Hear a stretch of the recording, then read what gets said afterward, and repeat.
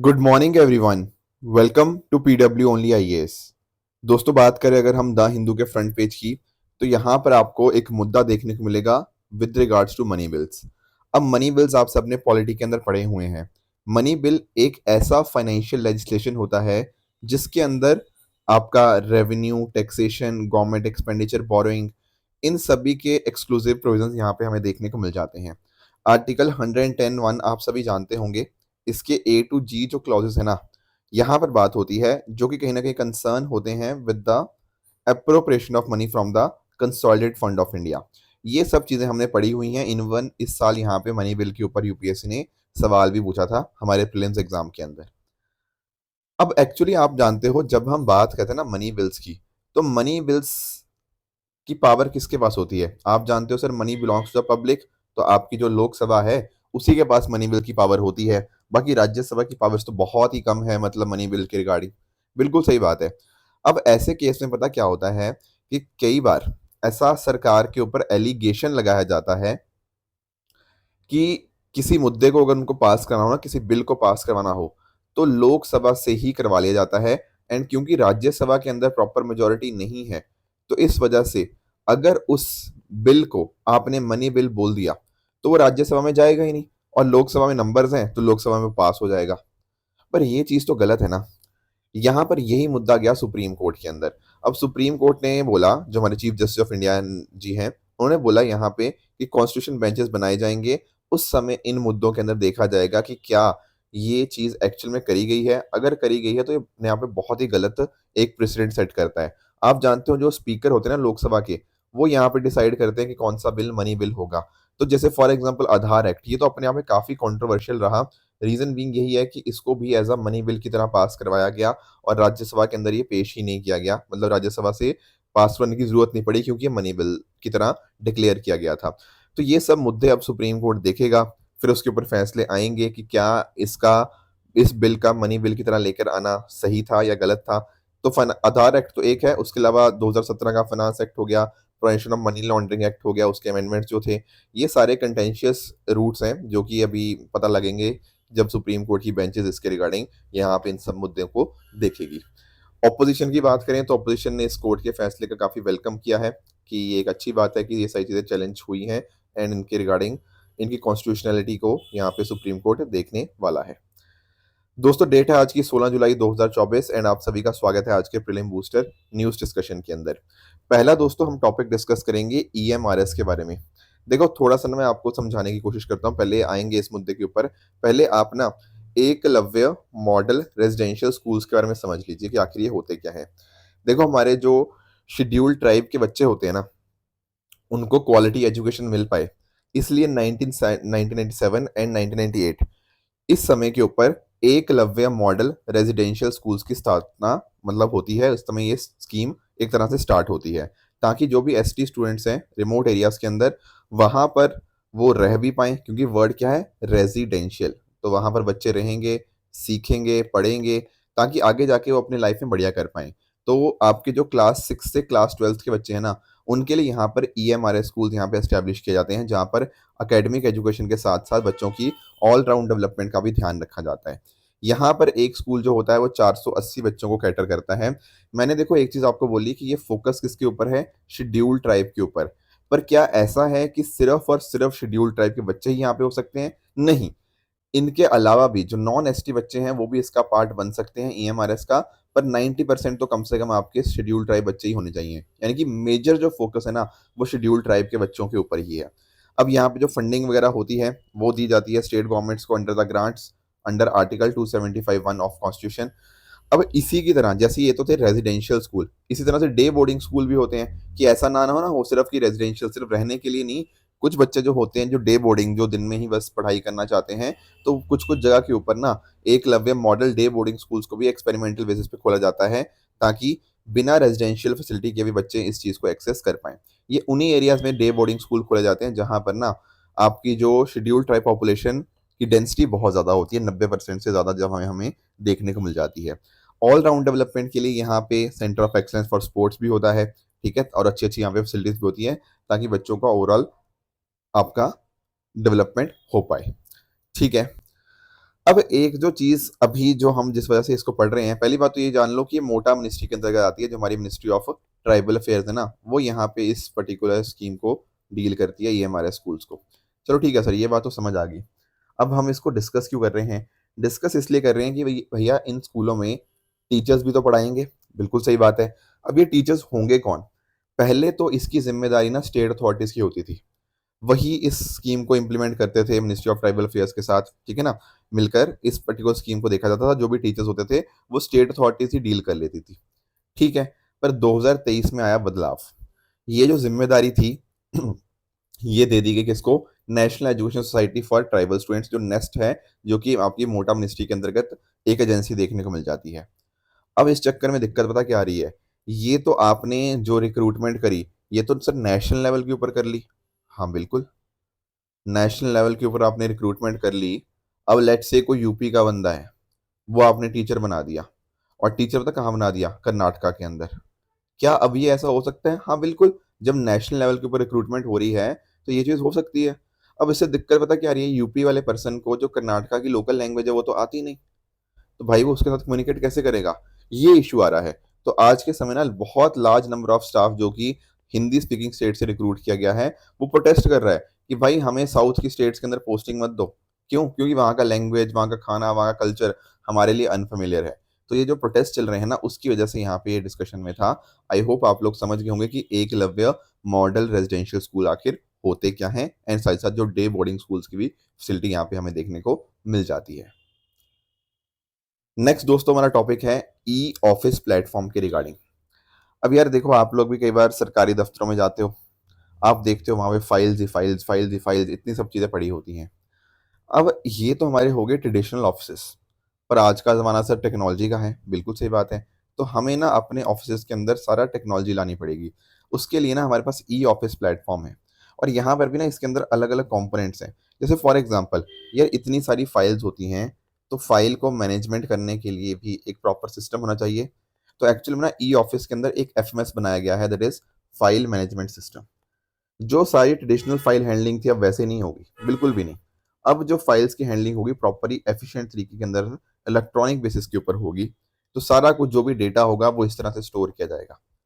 समझ गए? ये पूरा प्रोसेस, आपको प्रोसेस जानने की जरूरत नहीं है, पर आप नोटिस करो ना कि सारा प्रॉपर डेटा एंट्री उसी तरह से होगी कि कल को कुछ भी सर्च करना हो ना, 2 सेकंड के अंदर बंदे की फाइल मिल जाए। ऐसा ना हो कि भाई वो धूल के बीच में कोई फाइल पड़ी हुई है, उसमें से ढूंढनी पड़ रही है। समझ रहे हो? एक तो वो चीज़। इसके अलावा क्या है, नॉलेज मैनेजमेंट सिस्टम भी इसके अंतर्गत आता है, केएमएस जिसको हम बोलते हैं।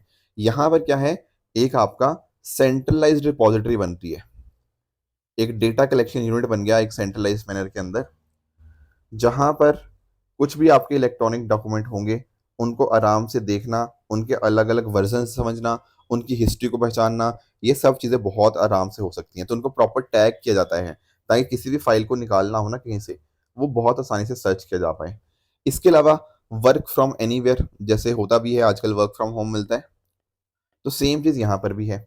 आपके जो भी लोग हैं, वो इस पोर्टल के माध्यम से, वर्क फ्रॉम एनीवेयर के माध्यम से एक्सेस कर पाएंगे डिफरेंट ऑफिस फंक्शन को। जैसे रियल टाइम इन्फॉर्मेशन हो गया, ठीक है ना, ऐसा लगा कि एक्चुअल में ऑफिस के अंदर ही हैं, अपने और यूजर्स के साथ आसाम आराम से मैसेज वगैरह कर पाएंगे। तो वर्क फ्रॉम एनीवेयर फैसिलिटी यहाँ पे देखने को मिल जाएगी। एंड लास्ट एक चीज़ है, चौथी चीज़, जिसको हम स्पैरो के नाम से जानते हैं, smart performance appraisal report recording online window. अब ये क्या है? ये एक वेब बेस्ड टूल बनाया गया है। जैसे हर पर्टिकुलर कंपनी के अंदर साल के एंड में अप्रेजल होता है ना, कि आपने कैसा परफॉर्म किया साल भर के अंदर, अब आपको कितना हाइक मिलेगा।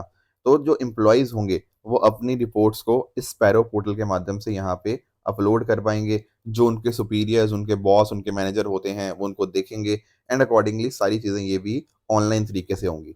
अब जब सब कुछ ही आपने ऑनलाइन कर दिया, तो भाई उससे क्या बढ़ गया सर? उससे बड़ा ट्रांसपेरेंसी, उससे बड़ा अकाउंटेबिलिटी, उससे आपकी जो एफिशिएंसी हो जाती है वो इंक्रीज हो जाती है।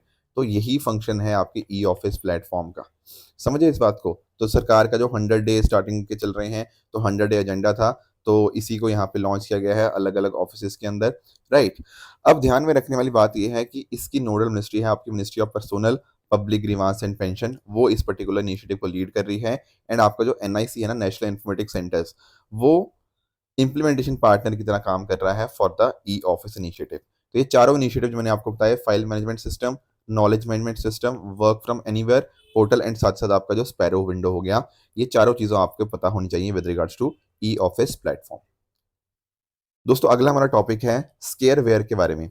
देखो ये टर्म ना पिछले कुछ दिनों के अंदर बार बार न्यूज़ में आई है, तो थोड़ा सा हमें पता होना चाहिए कि आखिर ये टर्म होती क्या है। डायरेक्टली ये टर्म पूछी जा सकती है।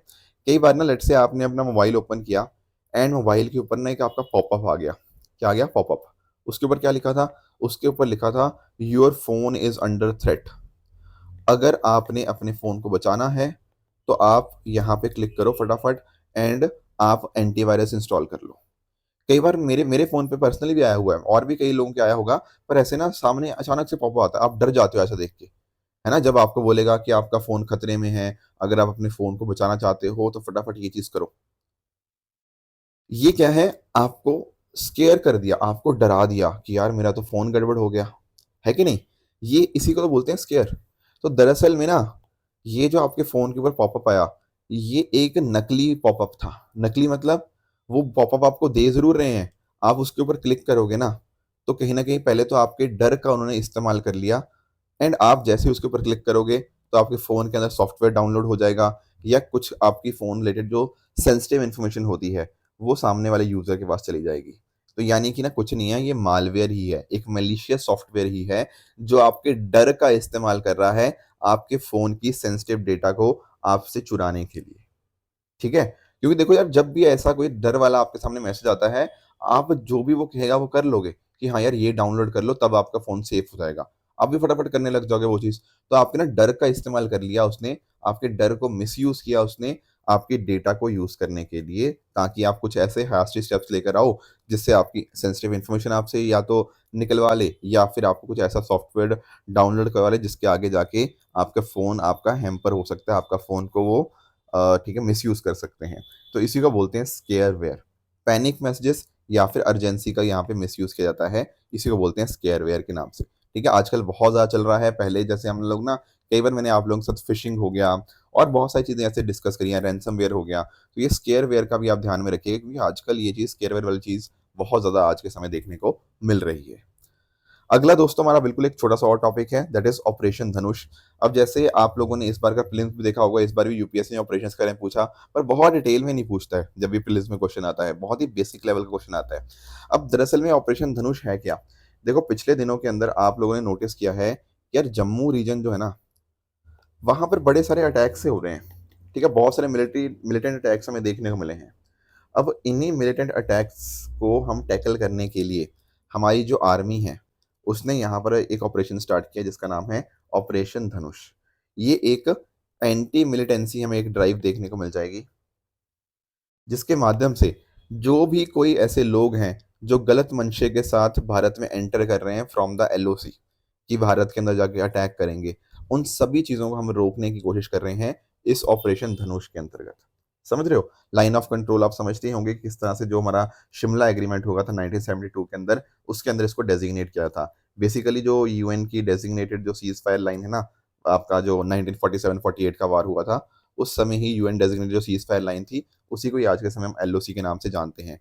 तो कोशिश यही है कि यार कोई भी इंसान एलओसी से इधर ना आ पाए, जो गलत मंशे वाला इंसान हो, उसी चीज़ को टैकल करने के लिए जो जम्मू रीजन के अंदर इतने सारे इश्यूज़ आ रहे हैं, मिलिटेंट्स के द्वारा अटैक्स किए जा रहे हैं, इनको रोकने के लिए हमारी आर्मी ने जो यहाँ पे ऑपरेशन स्टार्ट किया है, उसका नाम है ऑपरेशन धनुष। इसी के माध्यम के से इसी ऑपरेशन के अंतर्गत 3 अनआइडेंटिफाइड मिलिटेंट्स को यहाँ पे मार गिराया गया है इन नॉर्थ कश्मीर कुपवारा रीजन। ठीक है? तो ये कुछ पॉइंटर्स थे ऑपरेशन धनुष के बारे में जो आपको पता होने चाहिए। अगला दोस्त हमारा एक टॉपिक है फाइलक आइलैंड। ये एक ऐसा जगह है जो काफ़ी ज़्यादा न्यूज़ में चल रही है। दरअसल में ना मैं आपको थोड़ा-सा लोकेशन है समझाता हूँ। देखो यहाँ पर आप जानते होंगे ये रीजन के बारे में। यहाँ पर एक्चुअल में इस पिक्चर के अंदर मैंने जो गल्फ कोऑपरेशन काउंसिल की कंट्रीज़ है ना उनको मार्क किया हुआ है। अब आप एक बार नोटिस करोगे जब आप यहाँ से ऐसे एंटर करते हो तो पहले आपका गल्फ ऑफ ओमान आपको देखने को मिल जाएगा। फिर आप चलते-चलते यहाँ पे पर्शियन गल्फ की तरफ चले जाते हो। तो ये वाला जो रीजन है ना इसको हम बोलते हैं क्या? Persian gulf. ठीक है? और यहीं पर पर्शियन गल्फ में ही यहाँ पर आपको एक कंट्री देखने को मिलती है कुवैत के नाम से। अगर यही रीजन को मैं थोड़ा ज़ूम करता हूँ ना, तो यहाँ ये रहा आपका कुवैत। अब कुवैत का ये वाला जो रीजन है, ये वाला, इसी को हम बोलते हैं फैलक आइलैंड्स। ठीक है? कुवैत के बिल्कुल यहाँ साथ में आपको देखने को मिल जाएगा। अब हुआ क्या है सर, देखो ये जो आइलैंड है बिलोंग ये कुवैत को ही करता है, नो डाउट अबाउट इट, पर उसके मेनलैंड एरिया का हिस्सा नहीं है ये। यहाँ पे आपको पर्शियन गल्फ के अंदर आपको देखने को मिल जाएगा। ठीक है सर, पर इसको हम डिस्कस क्यों कर रहे हैं इस पर्टिकुलर आइलैंड को? इस आइलैंड को हम डिस्कस इसलिए कर रहे हैं क्योंकि जो केपीसी है, कुवैत पेट्रोलियम कॉर्पोरेशन, उसके द्वारा एक बहुत बड़ी ऑयल की डिस्कवरी करी गई है इन अल नौकता फील्ड, जो कि आपके फाइलक आइलैंड के ऊपर आपको देखने को मिल जाती है। तो ये आपको ध्यान में रखना है, ये वाला बिल्कुल पॉइंट। ठीक है, अल नौकता फील्ड का भी आप नाम ध्यान में रखिएगा, एंड साथ ही साथ आपका जो फैलक आइलैंड है इसका नाम तो आपको बिल्कुल पता ही होना चाहिए। लोकेशन मैंने आपको बता दी है, पर्शियन गल्फ के अंदर आपको देखने को मिल जाएगा। ये कुवैत का ही एक आइलैंड है, नदर्न हेमिस्फीयर के अंदर आपको देखने को मिल जाता है। ठीक है ना, गल्फ के क्रॉस ये ओपन अप होता है जैसा आपने पिक्चर में देखा भी। अब कुछ एक पॉइंटर्स हैं जो आपको हिस्टोरिकल पर्सपेक्टिव से और ज्योग्राफिकल पर्सपेक्टिव से इसके बारे में पता होने चाहिए। पहली बात तो ये कि जो पूरा आइलैंड है काफ़ी फ्लैट है, एंड यहाँ पे कोई माउंटेन रेंजेस आपको नहीं देखने को मिलती। तो सैंडी सॉइल हो गया एंड लो हिल्स आपको देखने को मिल जाती है। यहीं पर ना आप इस पिक्चर में नोटिस करो, ये देखो, ये यहाँ पर आपको रिवर्स आती हुई देखने को मिलेंगी। ये रिवर्स और कोई नहीं बल्कि आपकी टिग्रिस और यूफ्रेट्स ही है। तो टिग्रिस और यूफ्रेट्स रिवर यहाँ पे पर्शियन गल्फ के अंदर जहाँ पे एम्प्टी होती है, वहीं पर आपको ये पर्टिकुलर आइलैंड देखने को मिल जाएगा। अब इसकी इकोनॉमी काफ़ी हद तक ऑयल एंड गैस सेक्टर के ऊपर निर्भर ही है। ये नंबर्स आपको बिल्कुल भी याद नहीं रखने हैं। याद क्या रखना है? याद ये रखना है कि हिस्ट्री के अंदर भी ना बहुत ही क्रूशियल पॉइंट की तरह यहाँ पे इसने सर्व किया है। फॉर एग्जाम्पल, अगर किसी पर्टिकुलर किंग को यहाँ पे ट्रेड रूट को डोमिनेट करना था तो उसको फेलक आइलैंड के ऊपर डोमिनेशन बहुत ज़्यादा ज़रूरी हो जाता था। ऐसा माना जाता है कि आपका जो सुमेरियन सिटी स्टेट उर का था, ठीक है ना, वहाँ पे मेसोपोटामिया का बहुत इंपॉर्टेंट रोल इसने प्ले किया। मेसोपोटामियंस के द्वारा ही 2000 बीसी के आसपास इस पर्टिकुलर आइलैंड के ऊपर पहली बार सेटलमेंट हमें देखने को मिलती है। इसके जो भी फीचर्स है ना, वो काफ़ी हद तक जो आपकी मेसोपोटामियन स्टाइल बिल्डिंग्स होती हैं उन्हीं के सिमिलर आपको देखने को मिल जाएंगे। Plus at the same time जो दिलमन सिविलाइजेशन हमें देखने को मिली 4000 बीसी से 2000 बीसी के बीच में, उसी का एक पार्ट थे फाइलक आइलैंड्स। तो इसकी लोकेशन हो गया जो प्लेसेस इन न्यूज़ के पर्सपेक्टिव से हमें फाइलक आइलैंड का बहुत अच्छे से पता होना चाहिए, क्योंकि बहुत बड़ी ऑयल डिस्कवरी यहाँ पे हमें देखने को मिल रही है। ध्यान रखिएगा, पर्शियन गल्फ के अंदर है ये, एंड कुवैत को यहाँ पे ये बिलोंग करता है। अगला दोस्तों हमारा टॉपिक है अलमती आइलैंड के, सॉरी अलमती डैम के रिगार्डिंग। यहाँ पर आप पिक्चर में यहाँ पे आप नोटिस कर सकते हो, यहाँ पर आपको कृष्णा रिवर आपको ऐसे फ्लो होती हुई देखने को मिल जाएगी। उसी कृष्णा रिवर के ऊपर आपको ये डैम यहाँ पे देखने को मिलता है जिसका नाम है अलमती डैम, राइट। अब इसको क्यों हम डिस्कस कर रहे हैं? इस पर्टिकुलर डैम का पहले तो आप समझो, अलमती डैम के नाम से भी इसको बोलते हैं, या फिर इवन काफी सारे लोग इसको लाल बहादुर शास्त्री डैम के नाम से भी इसको जाना जाता है। ठीक है, अब इस डैम का डिस्कशन हम इसलिए कर रहे हैं ना, क्योंकि यहाँ पर जो पानी का लेवल है वो काफी ज्यादा इंक्रीज हो चुका है। आप पूछेंगे कितना ज्यादा? देखो यहाँ पे 23,678 क्यूसेक्स का इनफ्लो हमें यहाँ पे देखने को मिल रहा है। अब सर ये क्यूसेक्स क्या होता है? देखो जब मैं बात करता हूँ ना क्यूसेक्स, ये दरअसल में पानी की फ्लो रेट को मेजर करने का एक तरीका है। ठीक है, इसकी फुल फॉर्म होती है क्यूसेक्स की आपकी क्यूबिक फीट पर सेकेंड। अगर मैं आपको और एक्सप्लेन करूँ ना, तो अगर आप लेट से मैं आपको बोल रहा हूँ एक क्यूसेक का अर्थ होता है लगभग 28.3 लीटर पानी पर सेकंड। ये फ्लो रेट हमें देखने को मिलती है, तो क्यूबिक फीटर पर सेकंड के अंदर ये मेजर किया जाता है, एंड इसको आप रफली 28 लीटर पर सेकंड के फ्लो रेट मान सकते हो। तो यानी कि यहाँ पे ना ये तो एक क्यूसेक की बात हुई, इसको 23,678 से मल्टीप्लाई कर दो, उतने लीटर पानी पर सेकंड की यहाँ पे मैं बात कर रहा हूँ। तो ये कर्नाटका के अंदर आपको ये डैम देखने को मिल जाएगा, जैसा कि मैंने आपको यहाँ मैप के अंदर दिखाया भी था।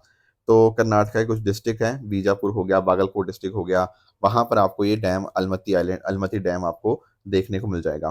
तो कृष्णा रिवर के ऊपर आपको एक बहुत इंपॉर्टेंट हाइड्रो इलेक्ट्रिक प्रोजेक्ट आपको देखने को मिलता है। Plus at the same time आपके जो अपर कृष्णा इरिगेशन प्रोजेक्ट है उसका प्राइमरी रिजर्वायर की तरह काम करता है। Plus at the same time जो आपके डिफरेंट डिफरेंट नारायणपुर रिजर्वायर हो गया, उसके लिए यहाँ पे पानी रिलीज करता है, ताकि पावर जनरेशन के बाद जो भी इरिगेशन है वहाँ पे डाउन स्ट्रीम के अंदर वो यहाँ पे अच्छे से करी जा पाए। तो इसकी भी लोकेशन हो गया, आपका रिवर हो गया, एंड आपका क्यूसेक्स का मतलब। आई होप ये सारी चीजें आपको समझ आ गई होंगी। देखो आज का मैं आपको होमवर्क दे रहा हूँ। मैंने अब ये डिसाइड किया है कि जैसे अब इस वीक के अंदर हम पता क्या करेंगे, हम पूरा पॉलिटी के ऊपर ही डिस्कशन करेंगे।